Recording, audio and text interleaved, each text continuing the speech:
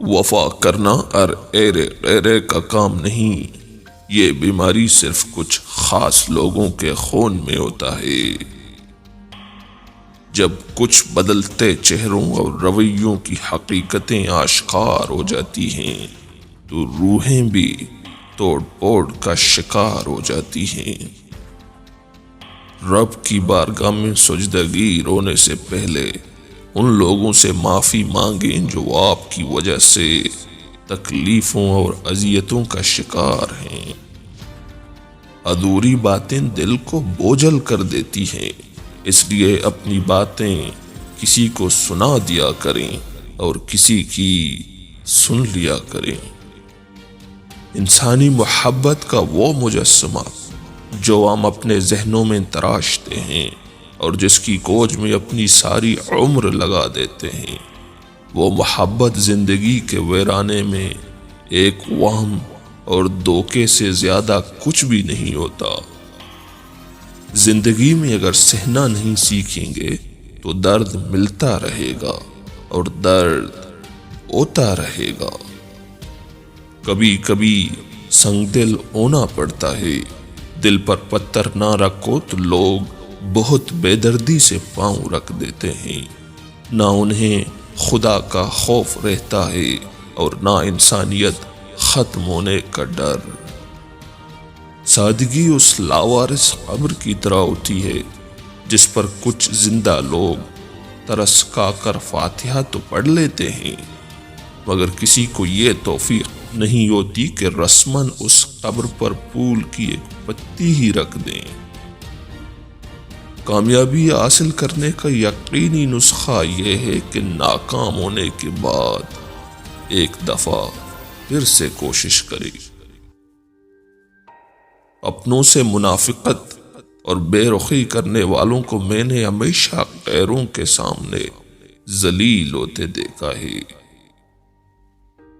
سب ایک جیسے ہوتے ہیں، بس ڈسنے کا طریقہ مختلف ہوتا ہے۔ اندرونی غم باہر کی جوانی کو دیمک کی طرح کھا جاتے ہیں۔ جو ہنس رہے ہیں انہیں ہنسنے دو، کیونکہ اگر وہ رونے پہ آ گئے تو ہر اس بات پر رونا شروع کریں گے جس پر صبر کر کے بیٹھے ہیں۔ کبھی کبھی آپ کے تکلیفوں کا بوجھ آپ کے نجات کا ذریعہ بن جاتا ہے، اس لیے اللہ تعالیٰ سے ہر حال میں راضی رہیں اور اس کا شکر ادا کریں۔ آغاز پر یقین نہ کریں۔ اکثر دیکھا گیا ہے کہ سچے اور اچھے الفاظ آخری لمحات میں ادا کیے جاتے ہیں۔ اچھے لوگوں کو ٹوکر مارو گے تو اپنا ہی نقصان کرو گے، کیونکہ وہ ٹوٹیں گے نہیں بلکہ تمہاری پہنچ سے بہت دور چلے جائیں گے۔ جدائی کیا ہے؟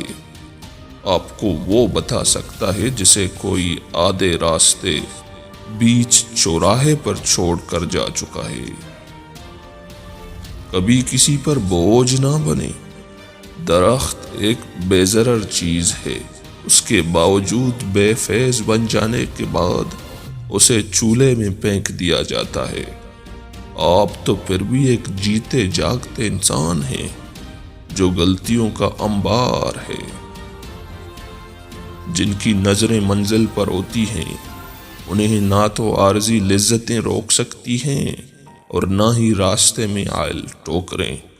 ان کا سفر بغیر رکے جاری رہتا ہے۔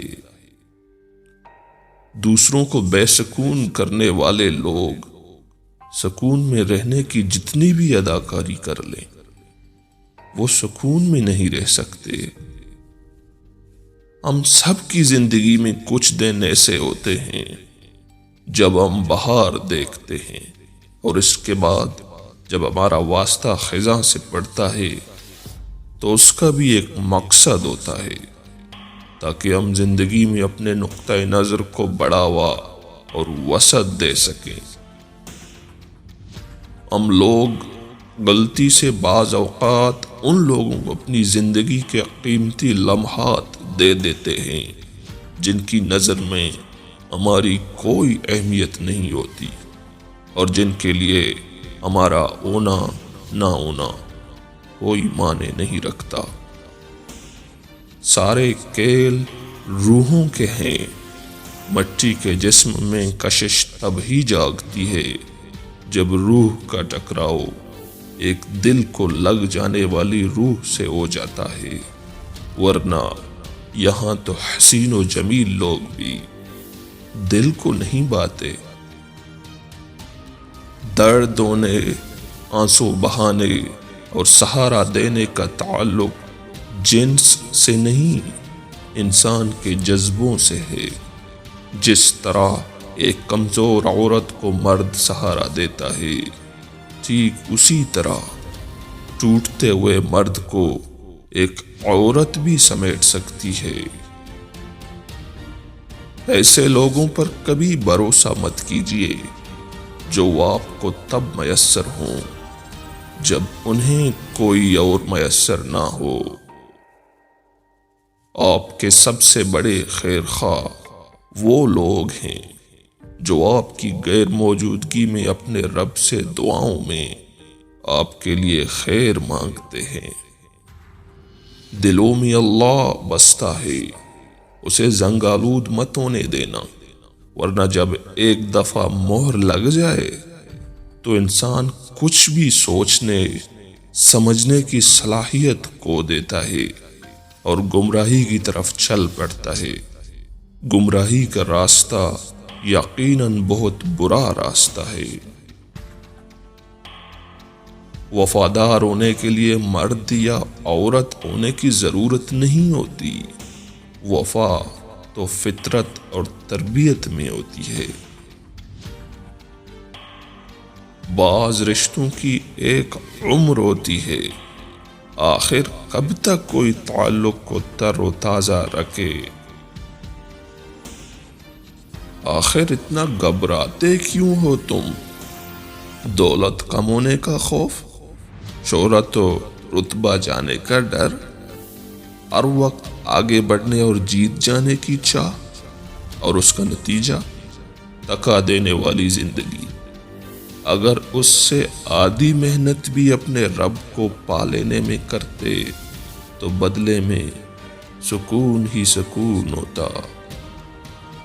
ہماری سخاوت اور نیک نیتی کا ثبوت یہ ہے کہ ہم کسی ایسے شخص کی مدد کریں جس سے بدلے میں ہمیں کسی چیز کی کوئی امید نہ ہو۔ میرے ارادے ہمیشہ صاف ہوتے ہیں، اسی لیے اکثر لوگ میرے خلاف ہوتے ہیں۔ سچے رشتوں کو سنبھالنا نہیں پڑتا، اور جن رشتوں کو سنبھالنا پڑے وہ سچے نہیں ہوتے۔ لالچی اور خوشامدی دوست سے محتاط رہیں۔